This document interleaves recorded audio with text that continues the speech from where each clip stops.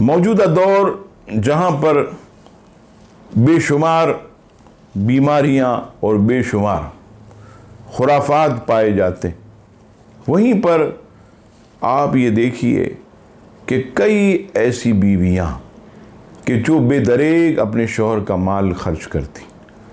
تو یہاں ایک سوال ہے کہ کیا بیوی بغیر اجازت کے شوہر کے پیسے خرچ کر سکتی ہے؟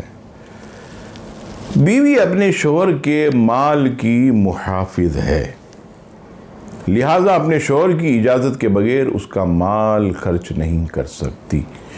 ہاں، البتہ اگر شوہر گھر کا خرچ پورا نہ دیتا ہو اور عورت کو تنگی ہے تو صرف اتنی رقم اس کے جیب سے خاموشی سے نکال سکتی ہے کہ جو گھر کی ضروریات کو پورا کرے.